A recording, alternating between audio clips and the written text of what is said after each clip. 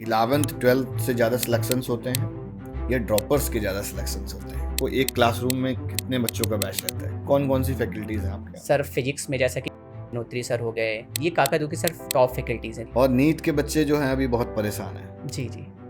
और वो भी ये कंफ्यूज हैं कि वो ड्रॉप करें या आगे कॉलेज के लिए जाएं। और जैसे यहाँ पर तो पूरी कोचिंग मंडी है काकादू, बहुत सारे कोचिंग है, सबके अपने अपने आउटलेट्स हैं। तो बच्चा जब आए तो किसी एक अच्छी कोचिंग को कैसे सिलेक्ट करे, उसके क्या मायने होने चाहिए? कि पिछले अगर लास्ट 3 ईयर के रिकॉर्ड्स देखें तो आरएस ने बहुत ग्रोथ पाई है। जी सर। बच्चों का फुटफॉल बढ़ा है, मूवमेंट अच्छे आए हैं, तो उसके क्या कारण है? तो उस कैरिकुलम के अंदर आपने ऐसा क्या प्रोग्राम को सेटल किया हुआ है कि बच्चों के पढ़ने के लिए ईजी हो जाता है और सिलेक्शंस अच्छे आते हैं? और क्या क्या फैसिलिटीज देते हैं आप?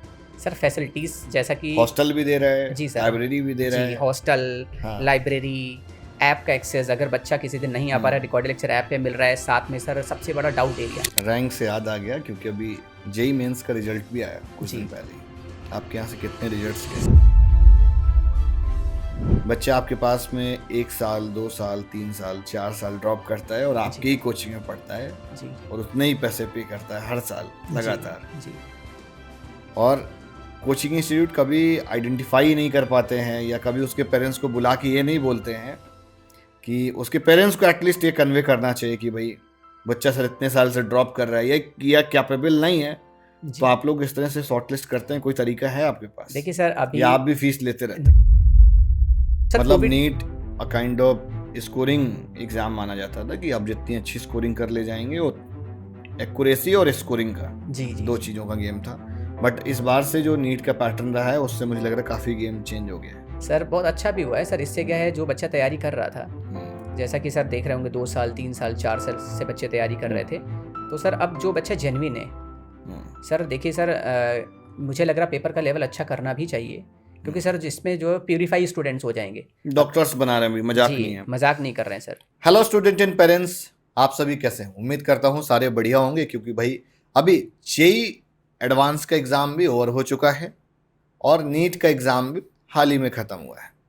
नीट ने तो बहुत हड़बड़ी मचा दी है भाई कि क्या कट ऑफ जाएगी, ड्रॉप करें या काउंसलिंग करें या कॉलेज लें।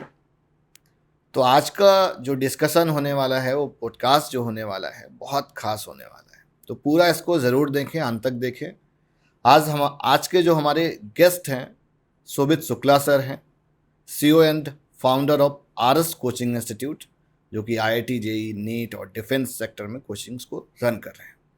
काकादेव शहर के अंदर कोचिंग्स स्थित हैं, काफ़ी सारे इनके ब्रांचेस भी हैं वहाँ पर। तो आज इनसे बात करेंगे डिटेल में, क्योंकि अभी हाल ही में पिछले 3-4 सालों में ही बहुत तेज़ी से ग्रोथ की हुई है। तो मोस्ट वेलकम है सर आपका। Thank you sir. और मैं चाहूँगा कि आरएस के बारे में आप थोड़ा सा बताएं बच्चों को, कि जो भी रिसेंट में आपके जो बैच गोइंग ऑन है। सर जो अभी बैचेस चल रहे हैं, हम लोग पूरा जेई और नीट के लिए प्रिपरेशन करा रहे हैं। एंड जेई का भी एग्ज़ाम हो गया, जेई मेंस प्लस आज आपका कल जेई एडवांस का भी हो चुका है, नीट के भी हो चुके हैं। तो ओवरऑल स्टूडेंट बहुत तेज़ी से आ रहे हैं। मोस्टली सर सभी बैचेस हमारे स्टार्ट हो चुके हैं, जेई के भी और नीट के भी। नहीं, बैच इन सेंस कि आपने उनके क्या नेम रखे हुए हैं, ओके किस ओके। किस तरह के डिफरेंशिएशन क्या है, सर मतलब देखिए, अगर मैं जेई की फाउंडेशन बैच की बात करें, ड्रॉपर बैच कितने, ये थोड़ा सा ब्रीफ करें। सर हम लोग पूरा 11 बैच से तैयारी कराते हैं जेई की और नीट की। तो अभी जैसे फिर फाउंडेशन बैचेस हैं, तो उनके बैचेस नाम होते हैं विजेता बैच, जो 11th क्लास में जाते हैं। एंड जो 12th क्लास के होते हैं वो उड़ान बैच के होते हैं। जैसे अब जेई की बात करूँ, ड्रॉपर जो होते हैं प्रतिज्ञा होता है, एंड आपका अर्जुना नीट के लिए होता है। तो अभी प्रतिज्ञा 1.0 2.0 3.0 स्टार्ट हो चुका है। अर्जुना में 1.0 2.0 3.0 स्टार्ट होने वाला है 22 मई से। एंड विजेता के 2 बैच स्टार्ट हो गए, विजेता 1.0 एंड 2.0। उड़ान के 2 बैच चल रहे हैं, एक फ्रेशर एंड रिपीटर। जो बैच के नेम है ये कहाँ से है, मतलब कहीं से लिए हुए हैं? बिकॉज नहीं मैंने सर, सिमिलर कहीं नेम से ये लिया काफी नहीं सारे है। एडुटेक के भी सुने हुए, उनके भी नाम जी सेम ही जी, रहते हैं। बट सर होता है क्या सर, एवरेज ये नाम ही है, बट ओवरऑल क्या मैंने देखा कि हाँ थोड़ा जो ना अच्छा लग रहा है विजेता। और सर ये मेरे मतलब 4-5-6 साल पहले से ही है। और मुझे लग रहा है कि सर होता क्या, बैचेस के नाम होते हैं, अगर 1-2 कॉमन तो रहेंगे ही, बट सर हाँ चीज़ें आज की दुनिया में अगर देखा जाए तो कहीं ना कहीं से चीज़ें एक्सपीरियंस तो लिया ही जाता है। किसी का ये है तो हम लोग देखते हैं हाँ बहुत अच्छा लग रहा है, तो हम तो लोग वो नाम ले विजेता लेते बैच हैं। से कितने विजेता हुए? सर विजेता बैच से ही सबसे ज़्यादा सर विजेता जाते हैं, बिकॉज वो सर 11th क्लास से तैयारी करते हैं और वो 3 ईयर 2 ईयर रहते हैं। सर जो बच्चा 2 साल रहता है तो उसको हम लोग क्या अच्छे से प्रिपेयर करा पाते हैं, उसके कॉन्सेप्ट क्लियर करा पाते हैं, तो सर फाउंडेशन बैच से तो सबसे ज़्यादा सिलेक्शन जाते हैं। थोड़ा सा और अगर हम इसको ऐसे समझें कि 11th 12th से ज़्यादा सिलेक्शंस होते हैं या ड्रॉपर्स के ज़्यादा सिलेक्शंस होते हैं? सर वो डिपेंड करता है, जैसे कि ड्रॉपर अगर फाउंडेशन की कहीं से तैयारी करके आया है फॉर एग्जांपल मेरे इंस्टीट्यूट में, तो बहुत अच्छा करेगा। मेन सर अगर मैं बात करूँ तो सर फाउंडेशन बेस से सिलेक्शन जाते हैं जो बच्चे 11 से तैयारी करते हैं, बिकॉज सर वो उनके जो मतलब कॉन्सेप्ट होते हैं तो हम लोग बहुत अच्छे से कंप्लीट कराते हैं, उनको प्रैक्टिस के लिए ज़्यादा टाइम मिलता है। तो सर फाउंडेशन बेस से सबसे ज़्यादा सिलेक्शन जाते हैं। अगर आप एवरेज निकालेंगे, अगर 100 स्टूडेंट हैं तो 70 जाएंगे सर फाउंडेशन से, और अगर ड्रॉपर में बच्चा आ रहा है तो 30, मतलब 70-30 का डिफरेंस है। ऐसा क्यों, मतलब ऐसा क्यों रहता है? सर ड्रॉपर्स का बिकॉज उतना एफिशिएंसी नहीं बूस्ट हो पाता है, या उतना वो फोकस नहीं होते हैं, या एक एज इरा गैप रह जाता है? बिकॉज जो मेरा भी एक एक्सपीरियंस है इस फील्ड में कि जो ड्रॉपर्स हैं उनके सिलेक्शंस होने बहुत टफ है। जी जो फ्रेशर है वो पहली दफ़ा जो परफॉर्म कर रहा है वो बहुत बेस्ट परफॉर्म करता है। जी तो ऐसा क्यों, मतलब आपका क्या अनुभव कहता है? सर कारण ये रहता है, जैसे बच्चा अगर किसी स्कूल से तैयारी 11 से कर रहा था, बहुत लोग डमी करते हैं, तो सर जब बच्चा 11-12 की तैयारी करता है कहीं ना कहीं उसका 11 गड़बड़ हो गया, फिर 12th, या फिर उसके स्कूल में टीचर्स की अगर मैं बात करूँ, स्कूल्स में मोस्टली क्या होता है कि फिजिक्स का टीचर अच्छा नहीं, केमिस्ट्री का नहीं है, मैथ्स का अच्छा नहीं, या फिर बायोलॉजी का अच्छा नहीं। तो ओवरऑल उनके जो सर कॉन्सेप्ट होते हैं वो डिपेंड करता है किस स्कूल से बच्चा है। अगर सर नॉर्मल स्कूल से अगर बच्चा है, उसको क्या है सर, आप देखते होंगे जो स्कूल में बेसिक्स है उसका वो कितना स्ट्रांग है। जी जी, तो अगर फाउंडेशन से बच्चा अगर कोचिंग्स में आ रहा है तो सर उसके बेसिक मतलब हर एक जितने भी कॉन्सेप्ट होते हैं हम लोग पूरे एक कंप्लीट कराते हैं। और वो जो बच्चा आ रहा है फ्रेशर, उसके बहुत सारे कॉन्सेप्ट ही क्लियर नहीं है सर, उसको कॉन्सेप्ट क्लियर कराने में ही सर बहुत ज़्यादा समय लगता है, बेसिक्स जी स्ट्रांग करने में ही काफ़ी टाइम जी चला जाता है। अगर हम आरएस की ही सिर्फ कैरिकुलम की बात करें, जो आप 11-12 फाउंडेशन की जो बात कर रहे हैं, तो उस कैरिकुलम के अंदर आपने ऐसा क्या प्रोग्राम को सेटल किया हुआ है कि बच्चों के पढ़ने के लिए ईजी हो जाता है और सिलेक्शंस अच्छे आते हैं, और क्या क्या फैसिलिटीज़ देते हैं आप? देखिए सर, सबसे पहली बात तो फैसिलिटीज़ बहुत ज़्यादा इंपॉर्टेंट आज की डेट में है। अगर देखा जाए तो जो रेवोल्यूशन आया है पढ़ाई में, हाँ चेंजमेंट आया है। हाँ बिल्कुल। कोविड के पहले कुछ चीज़ें अलग थी, बट कोविड के बाद बहुत सारी चीज़ें अलग हो गई, जैसा कि क्लासरूम्स में आपको डिजिटल बोर्ड, रिकॉर्डेड लेक्चर्स देने ही देने हैं। और बहुत ज़्यादा इंपॉर्टेंट भी है सर आज की डेट में। अगर बच्चे का अगर क्लास में कोई चीज़ क्लियर नहीं हो पा रही, या फिर 1 महीने पहले का रिवीजन कर रहा है, तो फिर से वो रिकॉर्डेड लेक्चर पढ़ सकता है। तो आप सर हम लोग रिकॉर्डेड लेक्चर्स जी देते जी, हैं? हर एक क्लास में पूरा डिजिटल सिस्टम, पूरा डिजिटल बोर्ड लगा है, उसके सामने कैमरा लगा है। अगर मैं थोड़ा सा इंटरप्ट कर रहा हूँ आपको, एक क्लासरूम में कितने बच्चों का बैच रहता है? सर एक क्लासरूम में 80 to 100 स्टूडेंट का रहता है। काकादेव के नाम पे लोग तो ये सोचते हैं ना कि कम से कम 1000 लोगों का बैच होगा। जी सर, एक्चुअली वो समय था जो सर होता क्या था, जो इंडिविजुअल कोचिंग्स का एक ही टीचर रहते थे, तो वो क्या करते थे कि एक दिन में बहुत ज़्यादा 3 या फिर 4 बैच ले सकते थे, 2-2 हज़ार बच्चे हो रहे थे।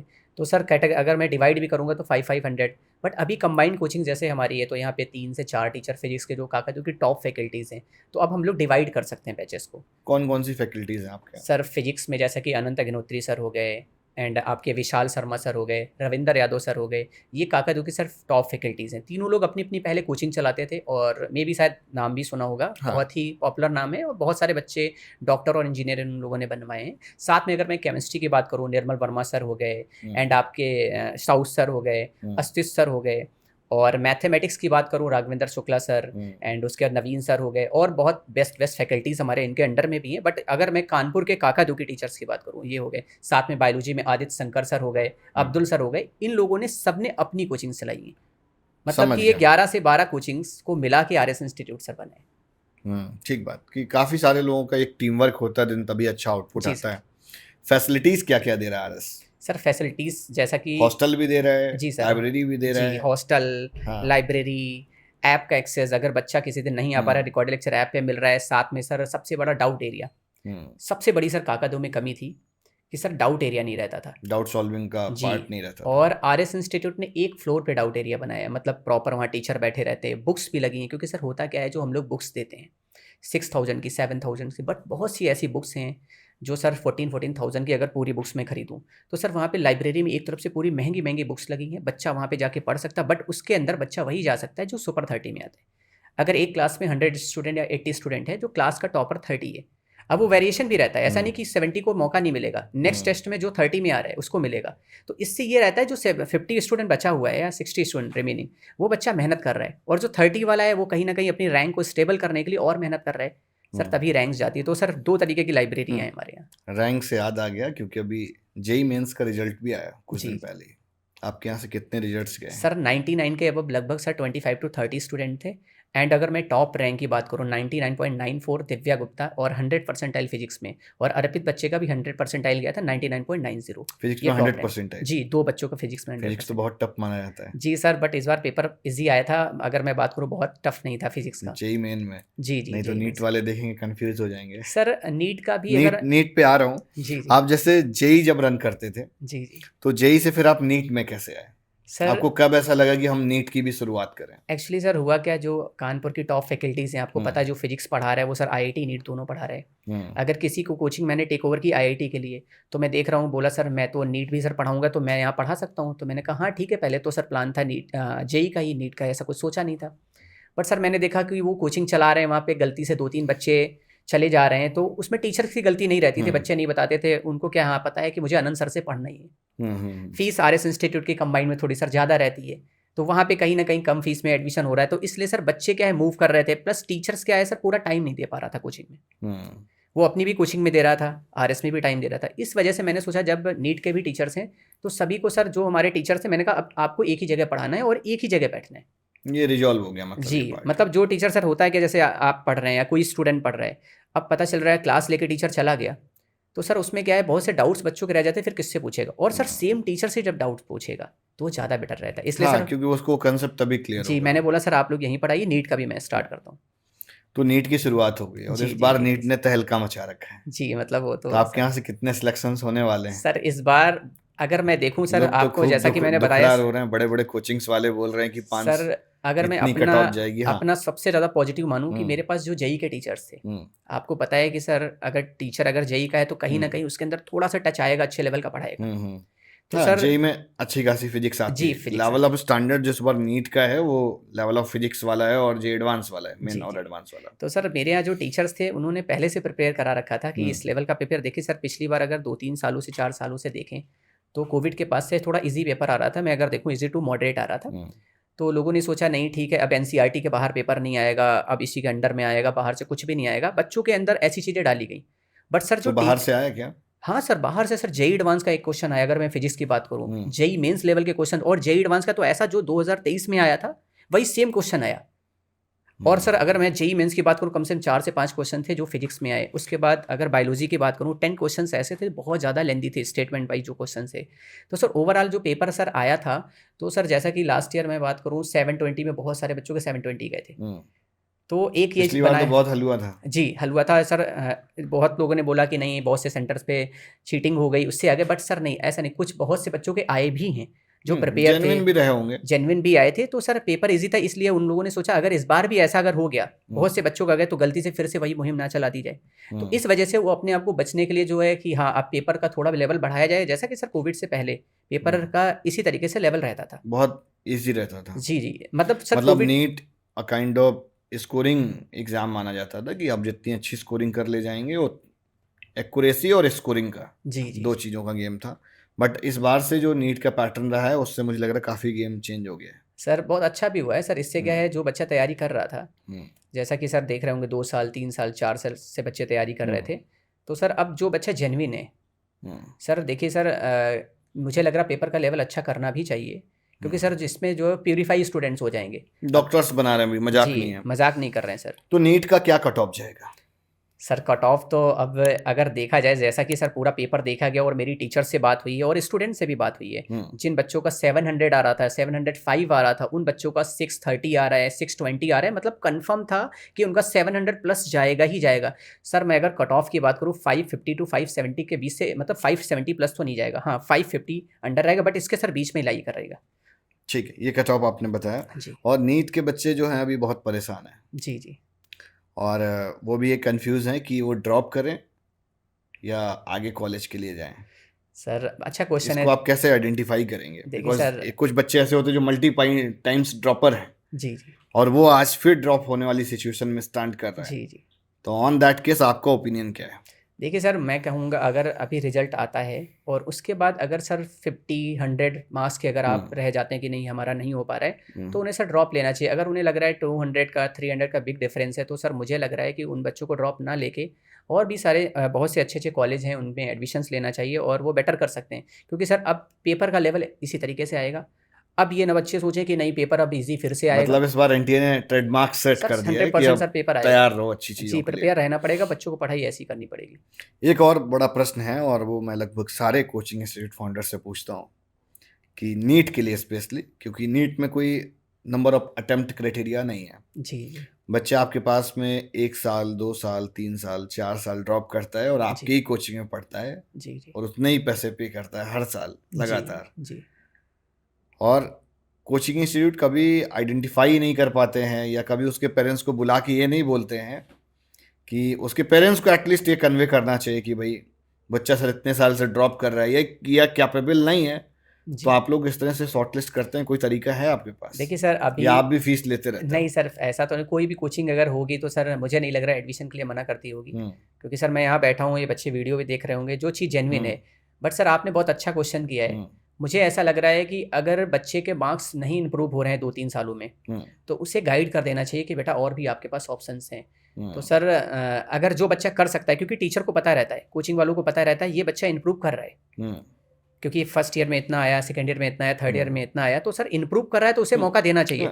ग्रोथ ऑफ चार्ट दिखता है जी। अगर वो ग्रोथ नहीं हो रही है तो गार्जियंस को बुला के उन्हें बोल देना चाहिए, क्योंकि सर होता है क्या है, बच्चा जब यहाँ 4-5 साल रहता है तो सर उसमें कहीं ना कहीं उसके अंदर रहता है कि फिर से ट्राई करते हैं, फिर से रेस स्टार्ट करते हैं। बट जो बच्चा ग्राफ बढ़ा रहा है अपना, सर उसी को मौका देना चाहिए, मुझे लग रहा है। हाँ, और लोगों को दूसरा बोल देना चाहिए। सबसे जो अहम प्रश्न है कि काकादो के अंदर जो बड़े ब्रांड्स आते हैं, हर साल आते हैं और चले आते हैं, रन नहीं कर पाते हैं, उनके फेलियर होने के क्या कारण है? सर देखिए, अगर मैं बात करूं कि सर आज की डेट में सर अगर कोचिंग चलाना है, तो अगर देखा जाए सर ऑनलाइन में जो टीचर्स पढ़ा रहे हैं, तो सर उनसे बेहतर कंटेंट देना पड़ेगा, तभी आप सर ऑफलाइन कोचिंग चला सकते हैं। ये नहीं कि सर आपने नॉर्मल टीचर रख लिए और आप कोचिंग से, ये नहीं आपने ऐड करा दिया, ब्रांडिंग करा दी, ब्रांडिंग के नाम पे तो बच्चा आ जाएगा, बट सर वो 3 महीने पढ़ेगा, 4 महीने, और वो जब टॉप एजुकेटर से मैच करेगा तो कहेगा नहीं इसमें तो सही वो चीज़ नहीं, तो उससे बेहतर सर ऑफलाइन में टीचर्स देने पड़ेंगे सर, वही कोचिंग सक्सेस होगी। और इसीलिए सर जो बाहर की कोचिंग्स आ रही हैं वो क्यों नहीं सक्सेस हो रही, क्योंकि सर टीचर लिमिटेड है। अगर मैं बात करूँ कि अगर किसी की कानपुर में अगर आरएस इंस्टीट्यूट है, सर इतनी बड़ी कोचिंग बनाने के लिए, इतने अच्छे टीचर्स जोड़ने के लिए सर इतने साल लग गए, और सर अभी लखनऊ में अगर आप इसकी फ्रेंचाइजी दे दो तो सर अपने टीचर तो नहीं देंगे, तो आपको नए टीचर्स ढूंढने पड़ते हैं। बट सर अभी वो एक्सपीरियंस नहीं होगा, और वो क्या है, कहीं ना कहीं सक्सेस भी हो जाती हैं कुछ चीज़ें नहीं भी हो पाएंगी। तो सर ड्रॉबैक यही रहता है कि उनको टीचर्स हायरिंग में प्रॉब्लम्स होती हैं, वो टीचर्स नहीं मिल पाते हैं। और सर कोई टीचर अगर अच्छा होगा तो वो एक जगह पढ़ा रहा होगा, वो किसी दूसरी कोचिंग में नहीं जाएगा। टीचर एक फैकल्टी एक पैरामीटर हो सकता है। जी सर, फैकल्टी का बहुत बड़ा कारण है। और जैसे यहाँ पर तो पूरी कोचिंग मंडी है काकादो, बहुत सारे कोचिंग है, सबके अपने अपने आउटलेट्स हैं, तो बच्चा जब आए तो किसी एक अच्छी कोचिंग को कैसे सिलेक्ट करे, उसके क्या मायने होने चाहिए? सर मैं 3 पॉइंट्स बताऊंगा। सबसे पहला कि आजकल जो भी अच्छी कोचिंग्स हैं वो अपना यूट्यूब चैनल बनाती हैं, और उस पर टीचर्स के लेक्चर्स भी डाले जाते हैं। पहला तो ऑप्शन वहाँ से आप देख लीजिए कि टीचर्स कैसे हैं, पढ़ा रहे हैं, क्योंकि सर ऑनलाइन में सब सारी चीज़ें पढ़ी हैं मैच की। दूसरा सर ऑप्शन ये है कि किसी भी कोचिंग में एडमिशन लेने से पहले यहाँ पे काकादो के हॉस्टल्स में विजिट करना चाहिए, जो बच्चे होते हैं सर, ओल्ड स्टूडेंट्स, या फिर कोचिंग से बच्चे निकल रहे होंगे, बच्चों से रिव्यू लेना चाहिए, क्योंकि सर और वो बच्चों से रिव्यू लेना चाहिए कोचिंग में पहले पढ़ रहे हैं। जी, कोचिंग में पहले पूछना चाहिए कि आपका बैच कितने बजे से ओल्ड वाला चल रहा है। अभी हाल ही में सीबीएसई का भी रिजल्ट आउट हुआ है, 10th का, 12th का भी हुआ, तो 10th के बाद बच्चा 11-12th के फाउंडेशन के लिए आएगा। जी जी। तो आपके यहाँ भी बैचेस चल रहे हैं, स्टार्ट हो गए? ऑनगोइंग चल रहे हैं सर, फाउंडेशन के बैच चल रहे हैं। 27 मई से एक मेरा नेक्स्ट बैच भी मैं वीडियोस देखता रहता हूँ, आपके बहुत सारे डिस्काउंट देते रहते हैं। अभी क्या डिस्काउंट चल रहा है सर? अभी तो सर 40% चल रहा है सर, 40% डिस्काउंट चल रहा है। बहुत सारे बच्चे ऐसे होंगे जिन्होंने ईयर एग्जाम दिया, वो जेईई का हो या नीट का हो, जी सर, अब वो नेक्स्ट ईयर भी देंगे, तो उनको ऐसी क्या प्लानिंग स्ट्रेटेजी रखनी चाहिए? ये एक आपका गाइडेंस या आपका एक मैसेज ऐसा क्या है कि जो बच्चों की हेल्प करेगा? मीन सर आपका कहने का मतलब जिन बच्चों का सिलेक्शन नहीं होता है उनके लिए क्या है? हाँ, जो भी रह गए हैं वो दोबारा से अटेम्प्ट देंगे, तो उनको ऐसी क्या प्लानिंग स्ट्रेटेजी रखनी चाहिए, या ऐसे उनको क्या बदलाव करने चाहिए ताकि वो एक सक्सेस की डायरेक्शन में जाएं? देखिए सर, अगर बच्चों को लग रहा है कि डिफरेंस बहुत कम है और वो अचीव कर सकते हैं, वो कर सकते हैं, क्योंकि बच्चों को सर सब पता रहता है कि मैं मेहनत कर सकता हूँ, नहीं कर सकता हूँ। जिन बच्चों ने जो लापरवाही की है इस साल, तो कहीं ना कहीं उनका तो सर गलत ही रिजल्ट जाएगा। और जिन बच्चों ने बहुत मेहनत की है और उनको लग रहा है कि नहीं मेरा 10, 20, 50 मार्क्स से रुक रहा है, तो उनको सर रीस्टार्ट करना चाहिए, फिर से तैयारी। और जिन बच्चों को लग रहा है बहुत अच्छा, अब क्या है आगे मैं नहीं कर सकता हूँ, अब मुझे कॉलेज ले लेना चाहिए, तो उन्हें सर कॉलेज ले लेना चाहिए, क्योंकि सर पता चल रहा है कि फिर से वही 1 साल वेस्ट करें, तो इससे अच्छा उन्हें कॉलेज ले लेना चाहिए। एक सर लास्ट प्रश्न है ये कि पिछले अगर लास्ट 3 ईयर के रिकॉर्ड्स देखें तो आरएस ने बहुत ग्रोथ पाई है। जी सर। बच्चों का फुटफॉल बढ़ा है, मूवमेंट अच्छे आए हैं, तो उसके क्या कारण है? सर उसका कारण है जो आरएस की टीम है सर, जब से कोचिंग बनी है पूरी साथ में है और टाइम से कोर्स कंप्लीट करा रही है। और सर रिजल्ट की अगर मैं बात करूँ तो सर बहुत मतलब मल्टीपल टाइम्स रिजल्ट्स बढ़ गए हैं, तो सर रिजल्ट्स बहुत अच्छे जा रहे हैं। और सबसे बड़ा मैं तो क्रेडिट देना चाहूँगा अपने टीचर्स को कि वो बहुत मेहनत कर रहे हैं, और जो हमारी टीम लगी हुई है सर पूरी मेहनत कर रही है। और जो हमारे बच्चे आ रहे हैं, अच्छी क्वालिटी के स्टूडेंट्स आ रहे हैं, अच्छे स्कूल के आ रहे हैं, तो सर रैंक्स जा रही है मेन। सर उसका कारण है कि मतलब सर स्कूल भी मायने रखता है सर। जी सर, हाँ, किस स्कूल के स्टूडेंट आ रहे हैं बहुत मायने रखता है। आगे की फ्यूचर प्लानिंग क्या है, काइंड ऑफ ड्रीम क्या है कि जैसे रहता है कि भाई अब हमको अगला ये करना है? सर मेरा ड्रीम है सर कैंपस बनाना, क्योंकि सर यहाँ पे आरएस इंस्टीट्यूट के काफ़ी सारे सेंटर्स हैं, यहाँ देखना, वहाँ पे जाना, और टीम हमारी एक जो हमारे टीचर्स हैं एक जगह बैठ रहे हैं। मैं चाहता हूँ सर कैंपस बनाना, सर बच्चा उसी कैंपस में रहे, वहीं पे पढ़ाई करे। और जो टॉपर्स हैं, क्योंकि सर टॉपर्स के लिए क्या है, हमें क्या है 8 से 11 के बीच में मैं पढ़ाई दे पाऊँ। जब बच्चा कैंपस में ही रहेगा तो मैं किसी भी टाइम बच्चों को बुला के मैं पढ़ाई दे सकता हूँ, जो भी उनके डाउट्स हैं कंप्लीट करा सकता हूँ। तो सर मुझे लग रहा है एक कैंपस होना चाहिए जिसमें सर बच्चा वहीं पे रहे, वहीं पे पढ़ाई रिजल्ट्स इनहैंस हो। जी सर, इसलिए कैंपस सर प्लानिंग है सर, और अपने कानपुर में बनाना है, कहीं दूसरे सिटी में नहीं सर, कानपुर। ठीक है, मतलब कोटा वाला माहौल यहाँ भी देने का प्रयास जारी है। बिल्कुल सर। तो ठीक है, इसी वार्तालाप के साथ हम इस पॉडकास्ट को देंगे विराम, और जब रिजल्ट आउट होंगे वो जेईई एडवांस के हों या नीट के, तब वापस इनसे बातचीत करेंगे कि क्या रिजल्ट्स रहे हैं। अभी तो बहुत बातें बता रहे हैं। मिलते हैं फिर किसी नया पॉडकास्ट के साथ। कमेंट करके बताएं इस पॉडकास्ट को कैसा लगा आप सभी को देखकर, और बहुत इंस्पिरेशनल है, काफ़ी चीज़ें उन्होंने बताई जो बच्चों को अपनी लाइफ में अगर एक्सिक्यूट करेंगे तो काफ़ी अच्छी ग्रोथ पाएंगे और सक्सेस की डायरेक्शन में जाएंगे। Bye bye. Okay sir.